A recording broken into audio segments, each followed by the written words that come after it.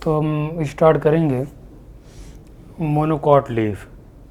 तो monocot leaf का हमने बहुत सा पार्ट बना के रखा हुआ है ताकि हमारा वीडियो बहुत ज़्यादा लंबा ना हो। जो लेबलिंग है, जो बेसिक चीज़ें जो सामने दिखना चाहिए बना करके, तो बना के दिखाएंगे। तो मोनोकॉट लीफ के अंदर पहले समझते हैं क्या है मोनोकॉट लीफ। देखिए, तो मोनोकॉट लीफ के अंदर आपको देखने को मिलता है पैरेलल वेनेशन। पैरेलल वेनेशन, तो मोनोकॉट लीफ के अंदर आपको ये कंडीशन मिलती है। क्या होता है, जैसे लीफ है तो लीफ की ये होगी मेन वेन। मेन वेन को नाम देते हैं मिडरिब, और इसके पैरेलल बहुत सी वेन निकलती हैं। ये वेन पैरेलल वेन, एक दूसरे के पैरेलल, तो इसी को नाम देते हैं पैरेलल वेनेशन। तो मोनोकॉट के अंदर मिलता है पैरेलल वेनेशन। कुछ और नाम हम समझते हैं कि होता है एडैक्सियल सरफेस, अबैक्सियल सरफेस। ये क्या होता है मोनोकॉट लीफ के अंदर? तो देखिए ऐसा कुछ, जैसे ये हो गया स्टेम, और ये बना देते हैं रूट वाला पार्ट, और ये मोनोकॉट लीफ।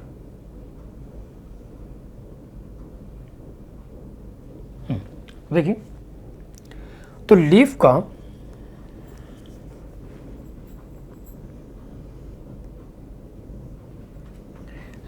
का वो सरफेस जो स्टेम की साइड में होता है उसको नाम देते हैं एडैक्सियल सरफेस। इसको नाम देते हैं एडैक्सियल सरफेस, यानी कि अपर सरफेस। और तो इधर वाला हो जाएगा उसके अपोजिट वाला, इधर वाला फेस, इसको बोलेंगे अबैक्सियल सरफेस। तो मोनोकॉट लीफ, तो हम क्या करेंगे, मोनोकॉट लीफ का ट्रांसवर्स सेक्शन काट के देख रहे हैं। ट्रांसवर्स सेक्शन तो क्या होगा, लीफ का अपर सरफेस यानी कि ये एडैक्सियल सरफेस, यानी ऊपर वाला सरफेस जो कि स्टेम की साइड में है, अबैक्सियल सरफेस जो कि उसके उल्टे यानी कि उसके अपोजिट साइड में है। तो देखिए, तो ये हो गया अबैक्सियल सरफेस, ऊपर वाला अबैक्सियल सरफेस, सॉरी उल्टा हो गया। तो ये हो गया एडैक्सियल सरफेस, और नीचे वाला हो गया अबैक्सियल सरफेस। दोनों सरफेस पर, ऊपर और नीचे, यानी कि एडैक्सियल पर और अबैक्सियल पर, दोनों पर आपको क्यूटिकल की थिक लेयर मिलेगी। तो चाहे अबैक्सियल सरफेस हो चाहे एडैक्सियल सरफेस हो, दोनों पर आपको क्यूटिकल की लेयर्स मिलेंगी। तो ये हो गई क्यूटिकल की लेयर्स।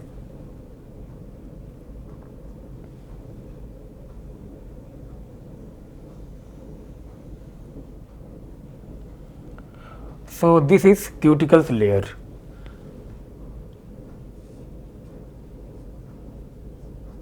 क्यूटिकल की लेयर। उसके बाद देखिए क्या होगा, एडैक्सियल और अबैक्सियल दोनों सरफेस पर आपको मिलेगा स्टोमेटा। तो ये वाला हिस्सा है, ये वाला हिस्सा,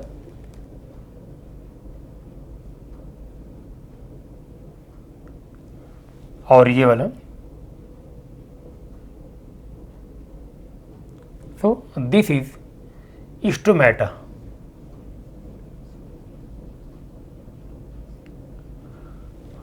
स्टोमेटा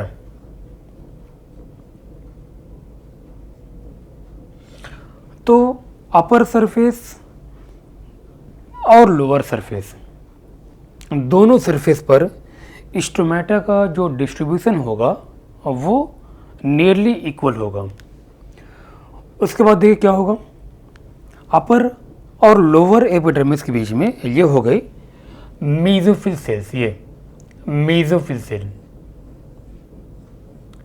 तो मेसोफिल सेल चाहे ऊपर हो यानी अपर सरफेस पर, चाहे लोअर सरफेस पर, इनका जो साइज होगा हर जगह इक्वल होगा। तो ये हो गए सब ब्लू वाला, ये सब, तो ये सब हो गया mesophyll cell. Mesophyll cell, mesophyll cell के अंदर आपको मिलेगा क्लोरोप्लास्ट।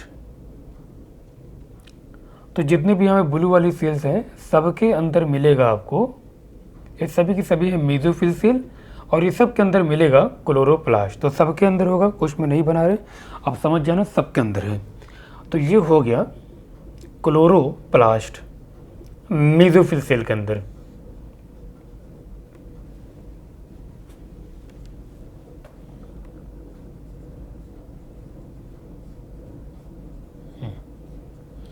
क्लोरोप्लास्ट। हम मोनोकॉट लीफ को आइसोबाइलेटरल क्यों बुलाते हैं? आइसोबाइलेटरल इसलिए बुलाते हैं क्योंकि अपर सरफेस पर और लोअर सरफेस पर मेसोफिल सेल का जो साइज है सेम है। डाइकॉट लीफ के अंदर थोड़ा सा अंतर था। अंतर ये था कि अपर सरफेस पर आपको मिलता है पैलिसेड पैरेन्काइमा और लोअर सरफेस उसके बाद मिलता है स्पॉन्जी पैरेन्काइमा। तो वहाँ पे थोड़ा सेल के शेप का अंतर था, सेल के शेप का डिफरेंस था। तो इसलिए वहाँ पे नाम पड़ता है डॉर्सी वेंट्रल और यहाँ पे नाम पड़ता है आइसोबाइलेटरल। मतलब अगर इसको हम कट करेंगे तो दोनों सरफेस पर आपको, दोनों साइड में आपको जो मेसोफिल सेल का जो शेप मिलेगा वो सेम टाइप का मिलेगा, है ना। तो यहीं से नाम पड़ता है आइसोबाइलेटरल। उसके बाद ये क्या हुआ, इसके अंदर लीफ के अंदर जो वैस्कुलर बंडल यानी जाइलम और फ्लोएम जो होते हैं, ये होते हैं बंडल शीथ के अंदर। बंडल शीथ क्या होता है? एक लेयर है, पैरेन्काइमा की लेयर है जिसके अंदर होता है वैस्कुलर बंडल यानी जाइलम और फ्लोएम।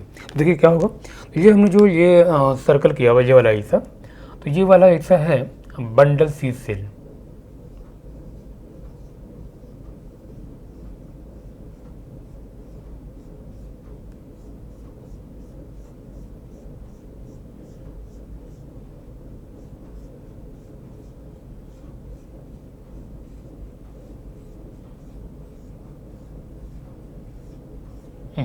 तो बंडल शीथ सेल जैसे ये है, ये भी होगा। जितने वेन होंगे सभी के अंदर होगा जाइलम फ्लोएम होगा।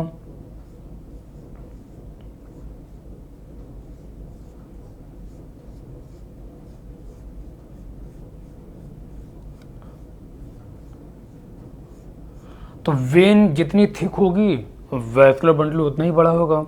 अब वेन जितनी फाइन होगी वैस्कुलर बंडल उतना ही छोटा होगा उसके अंदर। ठीक है, तो ये हो गया बंडल शीथ।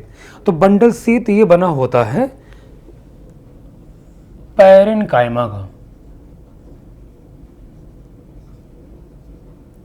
तो अगर वेन का साइज मोटा होगा, थिक होगा, तो बंडल शीथ भी बड़ा होगा और वैस्कुलर बंडल भी बड़ा होगा। अगर फाइन होगा तो वैस्कुलर बंडल भी छोटा होगा। तो ये बंडल शीथ किसकी बनी होती है? पैरेन्काइमा की। तो ये हमने बड़ा बंडल शीथ बनाया है और ये हमने छोटा बनाया है। छोटा क्यों बनाया है? क्योंकि जैसा वेन होगा उसी हिसाब से बंडल शीथ होगा और उसी हिसाब से वैस्कुलर बंडल होगा, है ना। उसके बाद देखिए क्या होगा, इसके अंदर जाइलम फ्लोएम बंडल शीथ के अंदर। तो जाइलम फ्लोएम में जो प्रोटोजाइलम जो होगा ये मिलेगा आपको अपर साइड की तरफ, और जो मेटाजाइलम होगा वो मिलेगा लोअर साइड की तरफ। तो ये छोटा वाला हो गया प्रोटोजाइलम और ये बड़ा वाला हो गया मेटाजाइलम। तो दिस इज प्रोटोजाइलम,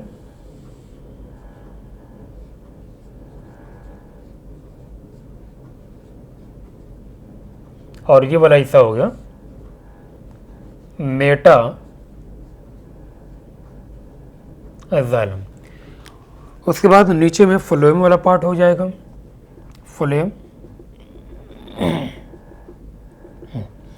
तो फ्लोएम में जो प्रोटोफ्लोएम होगा, प्रोटोफ्लोएम का मतलब ऐसा सीव ट्यूब जिसके अंदर ल्यूमन नैरो होगा, और एक मेटाफ्लोएम का मतलब ऐसा सीव ट्यूब जिसके अंदर वेसल थोड़ा सा वाइड होगा। जैसे जाइलम के अंदर बनाते हैं वैसे इसके अंदर ही बनाते हैं। तो फ्लोएम के अंदर जो प्रोटोफ्लोएम होगा प्रोटोफ्लोएम अब एक्सल साइड में मिलेगा, अब मेटाफ्लोएम मिलेगा ऊपर की साइड में। सो ये वाला हो गया मेटाफ्लोएम,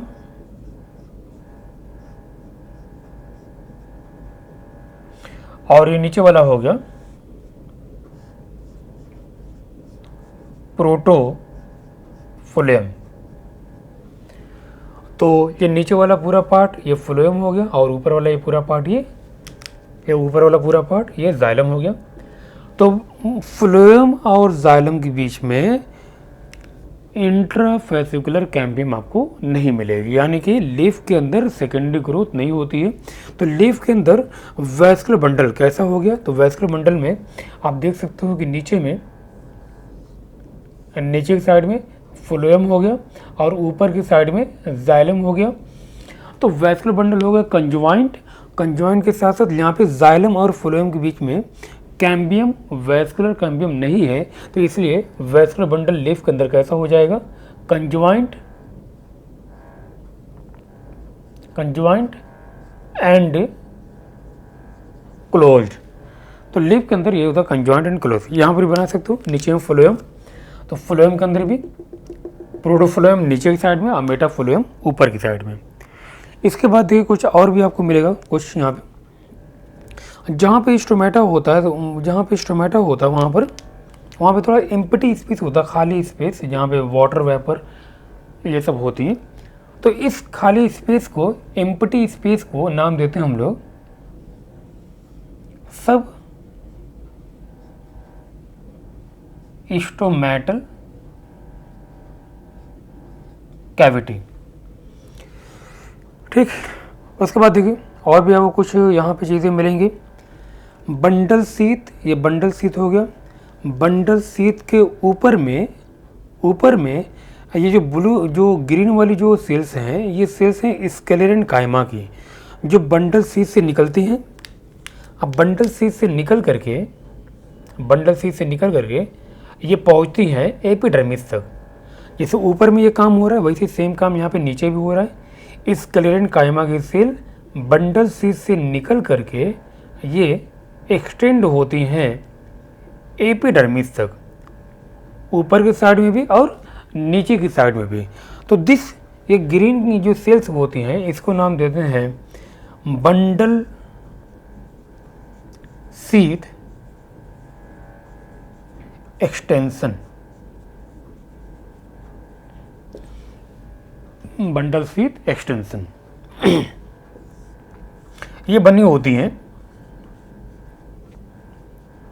स्केलेरन कायमा की, स्केलेरन कायमा। इसके बाद देखो क्या होगा कि अगर हम बात करें C4 प्लांट, अब C4 प्लांट क्या होते हैं, इसके बारे में हम पढ़ते हैं फोटोसिंथेसिस के अंदर। दो टाइप के प्लांट होते हैं, एक होते हैं C3 प्लांट, एक होते हैं C4 प्लांट। जैसे C4 प्लांट में एग्जांपल में आता है शुगर केन, मेज, सॉरगम, ये सब C4 प्लांट हैं। क्या होते हैं इसके बारे में हम बाद में पढ़ेंगे। तो जैसे इसके अंदर एग्जांपल में आता है शुगर केन, गन्ना हो जाएगा, मेज यानी भुट्टा हो गया, तो C4 प्लांट है। तो C4 प्लांट के अंदर एक स्पेशल टाइप का एक मैकेनिज्म होता है फोटोसिंथेसिस के अंदर। तो अगर ये C4 प्लांट होगा, सबके अंदर नहीं, जो सिर्फ C4 प्लांट है उनके अंदर C4 प्लांट आते हैं, मोनोकॉट के अंदर आते हैं। तो सारे मोनोकॉट C4 नहीं हैं, तो C4 प्लांट आते हैं मोनोकॉट के अंदर। तो जो C4 प्लांट होंगे, C4 प्लांट के बंडल सीथ के अंदर आपको मिलता है क्लोरोप्लास्ट। ध्यान देना, सबके अंदर नहीं, सिर्फ C4 प्लांट के अंदर। तो C4 प्लांट के बंडल सीथ में आपको मिलता है। तो अगर ये C4 है, तो C4 प्लांट अगर ये है, तो बंडल सीथ के अंदर आपको मिलेगा क्लोरोप्लास्ट,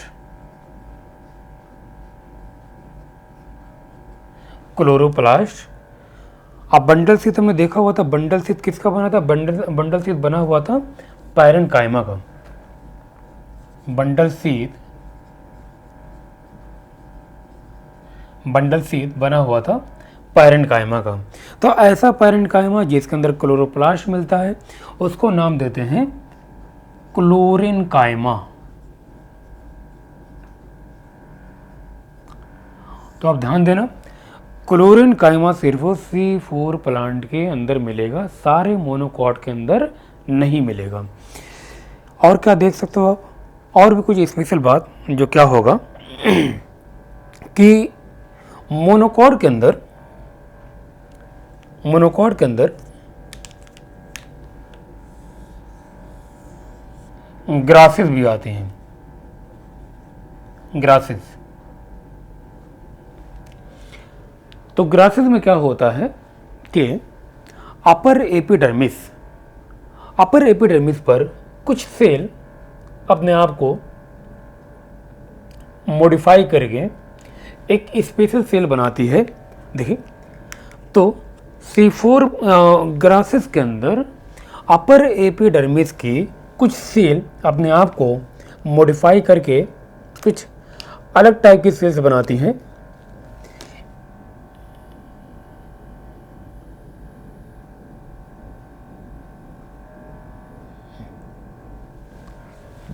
ग्रासेस के अंदर अपर एपिडर्मिस की सेल अपने आप को मॉडिफाई करके कुछ अलग टाइप की सेल से बनाती हैं। इन सेल को नाम देते हैं बुलिफॉर्म सेल, या इन्हीं को नाम देते हैं मोटर सेल। तो बुलिफॉर्म सेल या मोटर सेल आपको मिलती है ग्रासेस के अंदर, सारे मोनोकॉट के अंदर नहीं, सिर्फ ग्रासेस के अंदर। ओके, तो बुलिफॉर्म सेल का काम क्या है? इसका काम ये होता है कि ये समझना, यहाँ पे थोड़ा सा स्पेस को रफ कर रहे हैं।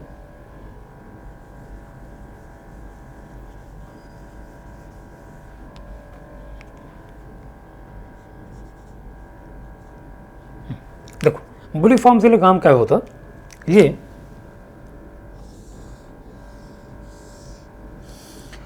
अगर बुलिफॉर्म सेल अगर ये वाटर को एब्जॉर्ब करेगी, तो वाटर को एब्जॉर्ब करने की वजह से इसका साइज बढ़ेगा। तो इसका साइज बढ़ेगा, तो जब सेल के अंदर ये पानी जाता है तो उसको नाम देते हैं एंडो ऑस्मोसिस। तो सेल के अंदर जब पानी जाएगा, सेल का साइज बढ़ेगा, और ऐसी सेल जो पानी को पी करके साइज उसका बड़ा हो जाए, ऐसी सेल को नाम देते हैं टर्जिड सेल।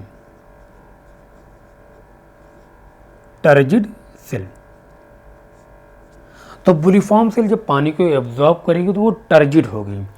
टर्जिड होने से सेल का साइज बढ़ा तो लीफ जो होगी वो एक्सपोज होगी, मतलब उसका लीफ का जो सरफेस एरिया होगा वो बढ़ेगा। अगर क्या हो कि बुलिफॉर्म सेल अगर अपने अंदर से वाटर को निकाल दें, तो वाटर को बाहर निकालने के प्रोसेस को बोलते हैं एक्सो ऑस्मोसिस। तो वाटर निकालने की वजह से इसका साइज छोटा होगा। तो वाटर निकलने की वजह से अगर वाटर की कमी आती है सेल के अंदर, तो ऐसी सेल को नाम देते हैं फ्लैसिड सेल। अब देखिए इनका काम क्या है। अगर सेल से पानी अगर बाहर निकलेगा, यानी सेल जब फ्लैसिड होगी, तो वो क्या करेगी, लीफ को कर्ल करेगी, यानी लीफ का वो सरफेस एरिया मिनिमाइज करेगी। देखिए ऐसा कुछ होगा, समझना कि जैसे अगर ये लीफ है, ऐसा कुछ होगा कि जैसे स्टेम बना दे, स्टेम, और ये लीफ और एडैक्सियल सरफेस पर ही होती है बुलिफॉर्म सेल, जिसे यहाँ पर हो गई है बुलिफॉर्म सेल। तो जब ये वाटर को एब्जॉर्ब करेगी बुलिफॉर्म सेल, तो लीफ पूरा एक्सपोज हो जाएगी, पूरा खुल जाएगी, और जब पानी जब इससे निकलेगा, जब पानी को रिलीज़ करेगा, यानी पानी जब निकालेंगे, नॉर्मली जब पानी की कमी होती तभी ऐसा होगा, तब क्या होगा कि पानी की कमी की वजह से जो लीफ हो गई है ऐसे कर्ल हो जाएगी, इसे मुड़ जाएगी, कर्लिंग हो जाएगी। कर्लिंग होने से सरफेस एरिया कम हो जाएगा, तो ट्रांसपिरेशन कम होगा, समझे ना। तो ये था अबाउट मोनोकॉट लीफ। तो जितना एनसीईआरटी में पॉइंट दिया हुआ है, जितना नीट के पॉइंट ऑफ व्यू से सफिशिएंट ये चीज़ें, उतना हमने बात कर लिया है। तो बाकी अगर आपको कोई डाउट होगा तो आप नीचे कमेंट में लिखना, तो उसका आंसर करेंगे। और आपको जो भी वीडियो चाहिए होगा आप उस नीचे कमेंट में आप लिख दिया करो, तो उस हिसाब से वीडियो बना देंगे। बाकी आप वीडियो को स्प्रेड करिए, लाइक करेंगे, वीडियो ज़्यादा लोगों तक पहुँचेगी। तो क्या अब हमने पढ़ा हुआ, upper surface, lower surface, adaxial surface, abaxial surface, cuticle के लेयर दोनों तरफ, स्टोमेटा इक्वली डिस्ट्रीब्यूट होंगे। स्टोमेटा के नीचे आपको कैविटी मिलती है, यानी जहाँ पे वहाँ पे सेल का नंबर कम होगा। इस कैविटी को नाम देते हैं सब स्टोमेटल कैविटी। सेल का नाम है मेसोफिल सेल। मेसोफिल सेल ऊपर से नीचे पूरा फैली होगी, जैसा ऊपर जितना साइज़ ऊपर में होगा उतना ही साइज़ के नीचे भी होगी, तो इसलिए नाम पड़ता है आइसोबाइलैटरल लीफ। उसके बाद वेन के अंदर यानी जाइलम और फ्लोएम हो जाएगा, xylem phloem. Vascular bundle sheath के अंदर होता है, बंडल सीथ बनी होती है, पैरेन्काइमा की बनी होती है, तो ये बंडल सीथ के अंदर होगा जाइलम एंड फ्लोएम। जाइलम के अंदर भी प्रोटोजाइलम ऊपर की तरफ यानी एडैक्सियल साइड में, अब मेटाजाइलम नीचे की साइड में। फ्लोएम के अंदर प्रोटोफ्लोएम नीचे की साइड में, मेटाफ्लोएम ऊपर की साइड में।